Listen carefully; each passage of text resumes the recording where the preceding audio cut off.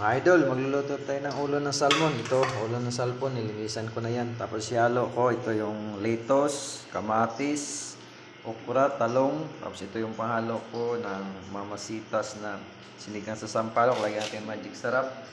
Ito na, iniinit ko na yung bawang, kasibuyas, saka luya. Yan. Ito, magsasaing na rin ako para sabay-sabay na. Igisa ko na yung ulo. Isahin ko muna yung salmon para yan. Lagay natin dyan.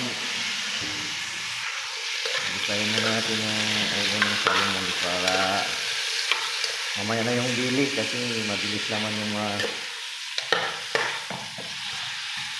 lambot. Mabilis lang yung makon. Ito muna.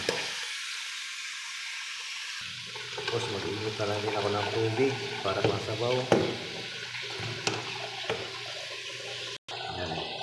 Para pagka diretso na mainit na yun para mabilis.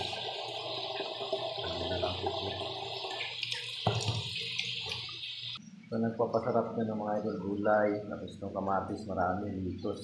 Yan. Hindi ko pa nahugasan yun. Ginisa ko pa yung salmon. Ito yung susunod ko, yung dili. Yung ulo, ginisa ko na. Gisahin na. Lalagyan ko na yung tubig ng dikit pa. Lagyan ko na yung tubig na pinapainit ko lang yung tubig.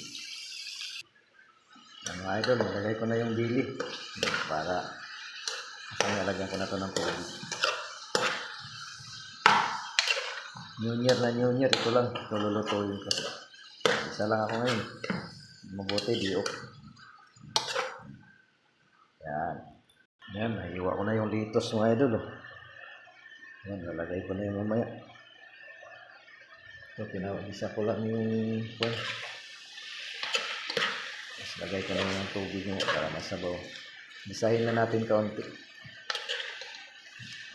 Kasi pag masubrahan to, nadudurog dito yung dili. Lagyan na natin agad ng asin para malasa. Saka paminta. Lagyan na rin yung paminta. Lagyan na masarap, madaming paminta para masarap. Lagay na rin natin itong kumukulong mainit na tubig para sabaw. Ayan. Maraming sabaw para masarap. Yan mga idol. Mamaya na yung mga gulay. Kumukulo na mga idol. Nilagay ko na yung mahaba na sili, yung pansinigang. Pati yung kamatis, nilagay ko na rin. Tingnan natin kung anong lasa to. Nadagdagan ko pa yung sabaw para marami. Para masarap. Yan na mga idol, naka-ready yung gulay. Yung magic sarap, saka sinigang sa sampalok. Okay.